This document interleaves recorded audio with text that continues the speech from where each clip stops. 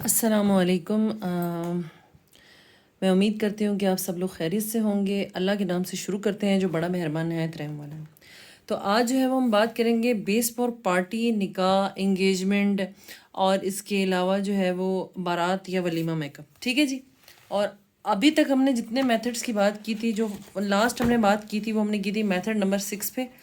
अब जो हम बात करेंगे ना वो करेंगे मेरे मेथड पे। ठीक है जी। वीडियो को बहुत ज़्यादा गौर से देखिएगा, क्योंकि बहुत बहुत बाज़ दफ़ा आपको चीज़ समझ नहीं आती है, फिर आप कहते हैं कि जी आपने मैम ये नहीं बताया। ठीक है। अच्छा, मेरा जो मेथड है वो ये है कि चूंकि अभी चल रहे हैं समर्स, ठीक है, आपको पता है कि बहुत ज़्यादा शदीद गर्मी है। अब मेरे पास एक क्लाइंट आता है और वो कहता है कि मुझे पार्टी मेकअप करवाना है। ठीक है जी। तो आपने क्या करना है जी, ज़्यादातर लोग कहते हैं कि जो सर्दी है और गर्मी है उसके लिए जी जो स्टिक होती है वो बेहतर रहती है। ठीक है। अच्छा, मैं आपको ये बता दूं, मेरी वह बात याद रखिएगा।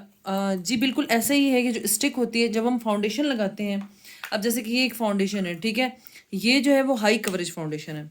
ठीक है। अच्छा, ये जो है ये एक मीडियम कवरेज फाउंडेशन है। हाई कवरेज फाउंडेशन से मुराद कि वो मेरे इस तिल को छुपा देगा। मीडियम कवरेज से मुराद ये है कि ये मेरे इस तिल को नहीं छुपाएगा, थोड़ा बहुत शायद इसको कर दे। शेयर कवरेज कहलाते हैं ये वाले फाउंडेशन। तो अब होता क्या है कि जब हम गर्मियां हैं और हम स्टिक लगाते हैं, तो अब मैं आपको बताती हूँ। जैसे कि पिछले दिनों मेरे पास एक क्लाइंट थी, एक आई, और उनका मैंने पार्टी मेकअप किया। अब उसमें क्या हुआ कि जब मैंने उनके स्किन को चेक किया तो एक तो वो 60+ थी। सेकेंडली ये कि उसकी उनकी जो स्किन थी वो ओपन पोर से भरी पड़ी थी। ठीक है। आपको ये बात पता है बहुत अच्छे तरीके से, और मैंने पहले भी कई दफ़ा बताई है कि जो प्राइमर होता है, ठीक है, वो जो है वो फिल इन फाइन लाइंस इस पे लिखा हुआ है। ठीक है। ठीक है, and creator of flawless finish. ठीक है। यानी ये फाइन लाइंस को जो है वो छुपाता है, और इसके अलावा ये जो आपके पोर्स होते हैं उनको मिनिमाइज करता है। बट आपको पता है कि जो स्टिक है उसके अंदर अगर आप इंग्रेडिएंट्स चेक करेंगे तो ऑलरेडी इसके अंदर ये होता है, और अगर हम ये लगाने से पहले ये लगा देंगे ना तो इस आपकी बेस ख़राब हो गई। अब मिसाल है कि उन्होंने मुझसे कहा कि सामान आप मेरा यूज़ करें और मेरी ही लगाई दी हुई चीज़ लगाएं, और उनके पास स्टिक थी, जो फाउंडेशन था वो उनकी स्किन से मैच नहीं था, और वो सिर्फ अपनी ही प्रोडक्ट लगवाना चाह रही थी। उसमें क्या होता है कि हमने कर तो दिया, बट क्या हुआ जी कि उनके जो पोर्स हैं, अब मिसाल के तौर पे ये मेरा बाजू है, मैं आपको दिखाती हूँ। इस बाजू पे मैं अगर आपको लगा के दिखाऊं, इसके ऊपर आपको, क्योंकि मेरे बाल हैं स्किन के ऊपर, आपको फील हो रहा होगा। अब अगर मैं इसको ब्लेंडिंग करती हूँ मिसाल के तौर पे, ठीक है, मैंने इसकी ब्लेंडिंग की है, मैं आपको करीब से दिखा देती हूँ। ठीक है। ओपन पोर्स में और बालों वाली स्किन में फ़र्क होता है, लेकिन फिर भी मैं आपको इसको करीब करके दिखा दूंगी। ठीक है। ये देख लीजिए, इसने किसी हद तक इसको छुपा दिया है, लेकिन जो निशान है ना वो आप ये नहीं कह सकते कि ख़त्म हुए हैं। ठीक है। वो जो पोर्स हैं, जैसे ही जब हम इनके ऊपर स्टिक लगाते हैं तो वो क्या नाम है इसका, मज़ीद दिखना स्टार्ट हो जाते हैं। तो उसमें क्या है कि मैं आपको बता दूं अपना मेथड। ठीक है।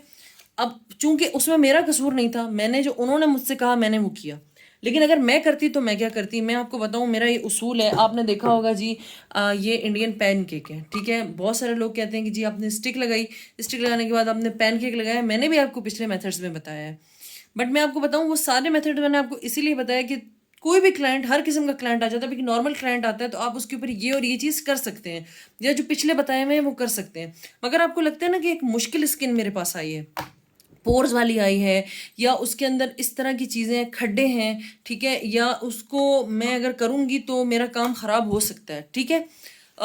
तो आपने फिर उसमें क्या करना है, मैं आपको आसान से एक टिप बताती हूँ जी। आपने सबसे पहले क्या करना है, आपने क्लाइंट का अगर देखना है कि अगर उसकी स्किन ऑयली है, वो कहता है कि जी ऑयल आता है मेरी स्किन पे, ठीक है, तो आपने क्या करना है जी, सबसे पहले उसको कहना है कि वो फेस धो के आया है या नहीं, नहीं आया तो आपने उसकी स्किन का सीटीएम करना है। स्किन का सीटीएम मैंने आपको बताया किस तरह से किया जाता है। उसके बाद जी मुल्तानी मिट्टी का मेरे पास पैकेट है, सिंपल, ठीक है, 30 रुपीज़ का आपको खुली मुल्तानी मिट्टी भी मिल जाती है। आपने इसका पेस्ट बना लेना है अरके गुलाब डाल के, और उस क्लाइंट के मुंह पे लगा देना है। लगा के जी आपने जो है उसको छोड़ देना है। ठीक है। लगा के छोड़ देंगे आप, 10 मिनट के बाद आप उसका फेस जो है वो वॉश करवा दें। उसके बाद आपने बर्फ़ के जो क्यूब्स होते हैं, आइस क्यूब्स, वो लेने हैं, वो उनके मुंह पे 2 से 3 आइस क्यूब मलने हैं। आइस क्यूब मलने से क्या होता है, जो पोर्स होते हैं वो मिनिमाइज हो जाते हैं। ठीक है जी। अच्छा, चाहे उनकी जो है वो ड्राई स्किन भी है तो भी अगर आप, फिर आप ये ना लगाएं फिर बर्फ़, लेकिन आप लाजमी लगाएं। ठीक है। उससे पोर्स मिनिमाइज होते हैं, स्किन बड़ी अच्छी फ्रेश रहती है, और आपकी बेस जो है वो तकरीबन 12 से 13 घंटे निकाल लेती है। ठीक है।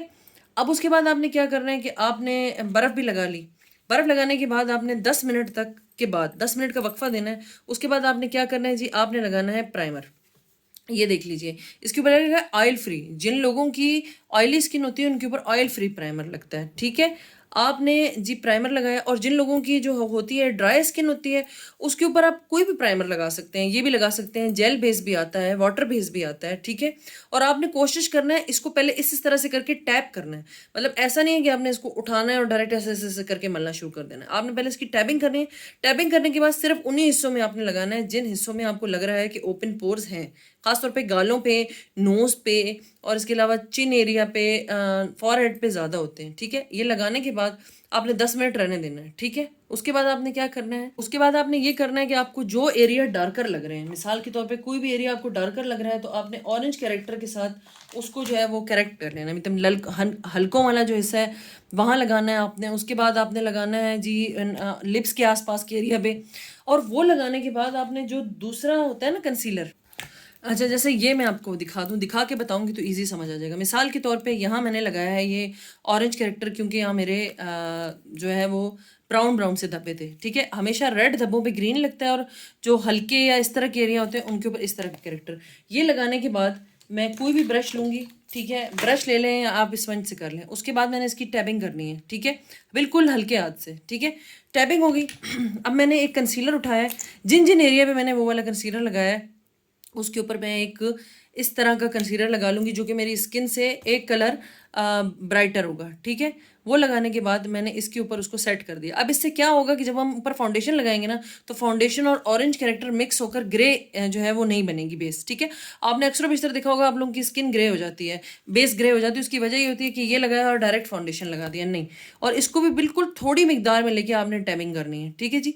आपने टैबिंग कर ली, और हमेशा ये कभी भी आईलिड के ऊपर नहीं लगती है, हल्कों के नीचे लगती है, ठीक है। और हमारे जो ये जो माउथ एरिया होता है, नोज के जो आसपास के हिस्से होते हैं, हमारा फॉरहेड होता है, जहाँ हमें लगता है कि स्किन में करेक्शन की ज़रूरत है वहाँ हम करते हैं। उसके बाद हमने ये लगा दिया जी, ठीक है। लगाने के बाद आपने ये ब्यूटी ब्लेंडर जो वेट था उसको मतलब निचोड़ के आपने अच्छी तरह से टैबिंग कर ली। अब जी हमने टैबिंग करने के बाद क्या करना है, मैं अपना मेथड आपको बता रही हूँ। मैं लेती हूँ एक नॉर्मल कवरेज का फाउंडेशन, जैसे कि मेबेलिन की कवरेज बहुत ज़्यादा हाई नहीं है। ये देखें, मैं आपको दिखाती हूँ, अगर मैं इसको हिला रही हूँ तो ये हिल के नीचे आ रहा है, ठीक है। लेकिन अगर मैं एमली लगाऊंगी, ठीक है, तो एमली की जो कवरेज है वो थिक है, ठीक है। मतलब वो उस तरह से नीचे नहीं आ रहा जिस तरह से ये नीचे आ रहा है, ठीक है। अब आपने क्या करना है जी, इन दोनों फाउंडेशंस को आपने इकट्ठा लगा लेना है पूरे फेस पे, ठीक है। पूरे फेस पे आपने इकट्ठा लगाने के बाद, ये मैं आपको अपना बता रही हूँ, ठीक है।